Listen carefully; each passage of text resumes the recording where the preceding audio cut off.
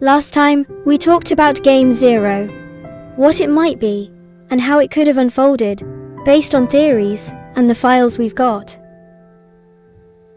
Still, there are quite a lot of theories about Game 0 that I found, which is why I consider this game is among one of the hardest to analyze, since we don't know which theory is plausible and which one is not. As promised, today I'm diving into some of the most plausible theories about what went down in this mysterious game. We'll go over their strong points, their weaknesses, and maybe even stumble on a few new ideas together. Now, these theories come from passionate fans putting their own spin on what happened. Thanks to NetEase's cryptic storytelling and the way they love to keep us guessing, it's easy to get lost in the details. But hey, that's part of the fun, right? Hopefully, these theories will give you some fresh insights and help make sense of the enigma that is Game 0. This is your broadcaster, Silmina, signing in. The concept of the Punisher is arguably one of the most enigmatic elements of Game 0. Its exact meaning and implications remain unclear, especially given the cryptic nature of NetEase's storytelling, which provides little to no explicit clarification. Our understanding of the Punisher primarily stems from the role of hunters in other games, where they are often depicted as enforcers who penalize participants for rule violations. For instance, in Game 9, Bane Perez is portrayed as a supervisor who punishes participants breaking the rules. This is evident when Naib attempts to flee. After eliminating 2 participants and dragging a body from the manor, Bane is shown stepping in to address this infraction. In Game 4, Leo Beck serves as the designated hunter and enforcer. Freddy's diary confirms his role as a punisher who disciplines survivors violating the rules. However, in this game, the term Punisher assumes a more profound connotation. Game 4 revolves around Lisa Beck's life, and Leo is portrayed as exacting retribution not only for rule breaking, but also on those who contributed to the misfortunes of Lisa and himself. These precedents significantly influence the interpretation of the Punisher in Game 0.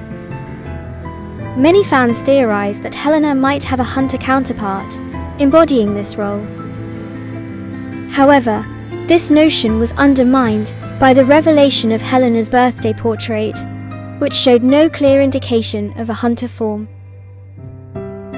This leaves the term Punisher from her letter open to interpretation. Something also worth considering about the term Punisher is that, so far, the Punisher in the Manor games has usually been a member of the Manor staff. For example, Bane is a Punisher who enforces the rules of the game. He's part of the Manor staff, working alongside Orpheus to run the games, and has been stationed at the Manor the entire time. The same goes for Leo Beck. While he eventually pursued his own agenda and rebelled against the Manor staff during Game 4, he was explicitly assigned as the hunter by Orpheus. His role as the Punisher was predefined and set by the Manor. Helena, however, doesn't seem to fit that mold.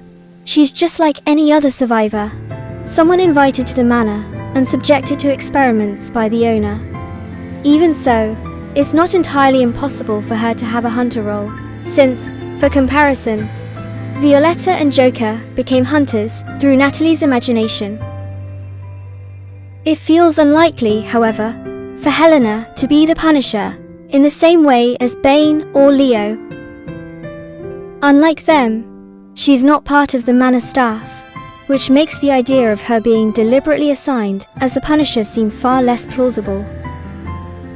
This makes Helena's potential connection to the role of Punisher more complex and raises the question of whether her actions were a direct result of manipulation rather than a formally assigned responsibility.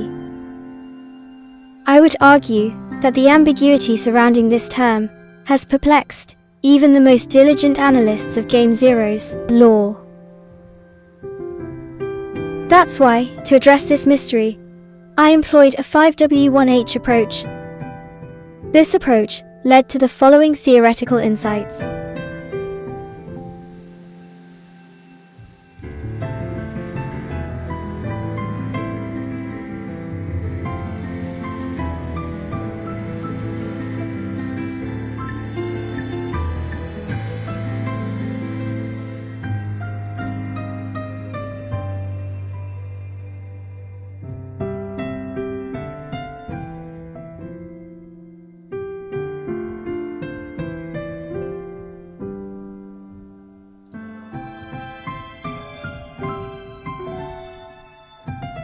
To support this theory, there are some evidence and analysis from the game files. One of which is Helena's 4th birthday emote, titled Touching Nightmare, which provides critical context. The emote depicts Helena reacting with visible fear upon touching Ada's whistle, which suggests a lingering sense of guilt and trauma over her actions. This aligns with the theory that Helena, known for her compassionate nature, was coerced into an act that contradicted her principles, turning it into a personal nightmare. Further corroboration comes from Helena's letters and additional birthday content.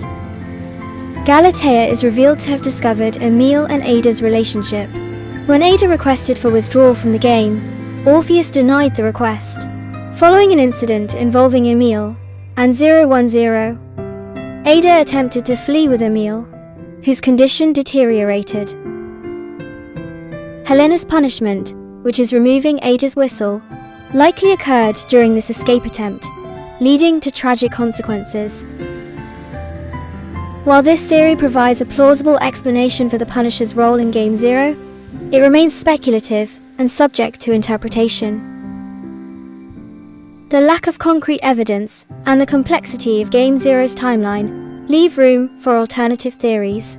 However, until further information is revealed, this framework offers a compelling perspective on the concept of the Punisher.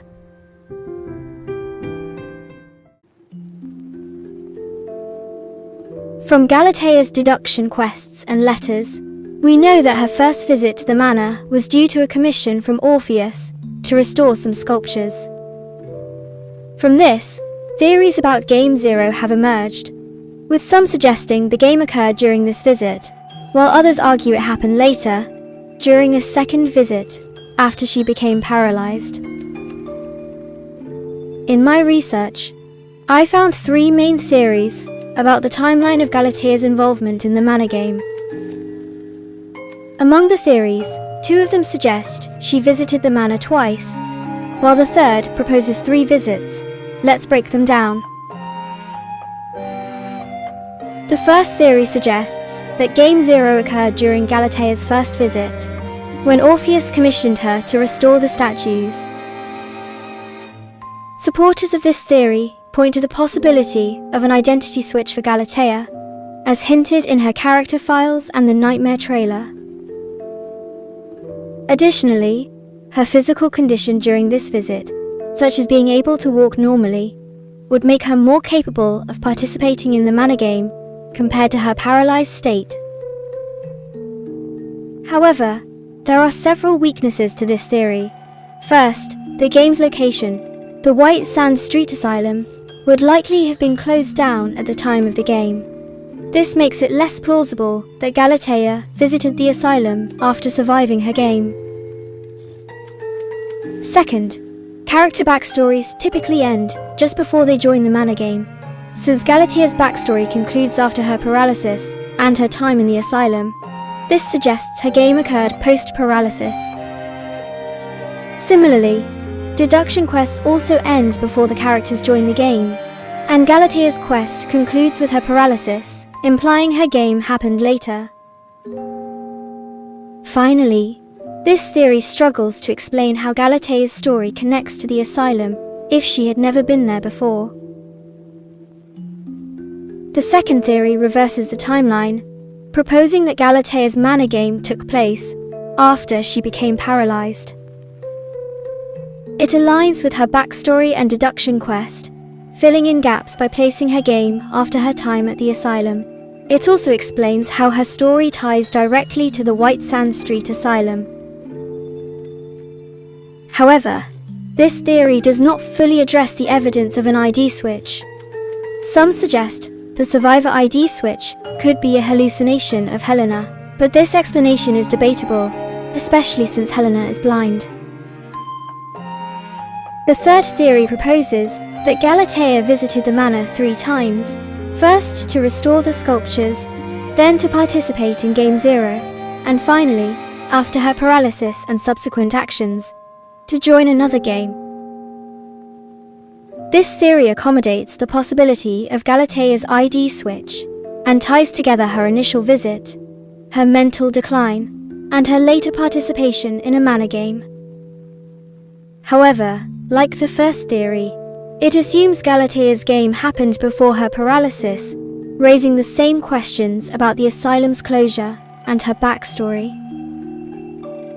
Of these theories, the second one, where Galatea's game occurred after her paralysis, feels the most plausible to me, as I've mentioned in a previous discussion. However, I've shared all 3, so you can form your own opinion about what might have happened in Game Zero. Which theory resonates most with you, or do you have another perspective to add? Survivor 010 has long been thought to be Orpheus, but recent discoveries suggest otherwise.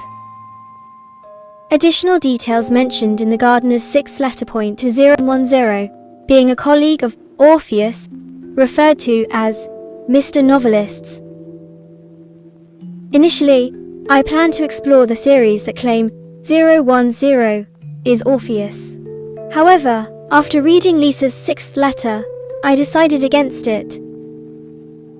The letter, likely written by Orpheus himself, references a colleague who helped him obtain the White Sand Street Asylum's patient list from 1893. This detail is crucial because we know Orpheus acquired the data from Ada, as outlined in her backstory. If he credits a colleague for helping him secure the information, it's unlikely he is 010 himself. Another clue lies in Ada's 3rd letter, which mentions someone as a designated monitor. This reference strongly suggests that 010 is not Orpheus, but another character entirely. Many in the community believe this individual could be someone named Roy. Now, who exactly is Roy? Unfortunately, information about him is sparse at this moment. He was first mentioned in Mary's 2nd letter, back in 2021, where he was introduced as an NPC. Roy's significance became clearer when he appeared in the Game Zero character relation chart, and that's where things get particularly interesting. Theorists speculate that 010 is Roy due to his connections in the chart. It's indicated that Roy had done something to Emile, while Orpheus had done something to Roy. Furthermore, there are hints that Roy's actions might have influenced Helena in some way. One notable theory, proposed by a theorist named Leo Phoenix, suggests that Orpheus may have shot Roy, which could explain their link. Roy's death might then have triggered changes in Helena, especially when combined with Galatea's trap, a form of manipulation that turned Helena into the Punisher of Game Zero. Apart from these connections, we know very little about Roy. Ada's and Emile's backstory videos hint at Roy's identity as a man who wears a hat, but I'm not sure if it is exactly Roy or someone else. These are the most prominent theories surrounding 010 and Roy's involvement in Game Zero. Of course, there might be other theories I haven't encountered yet, so feel free to share if you've found something new. Thanks for tuning in. This is your broadcaster, Silmina, signing out.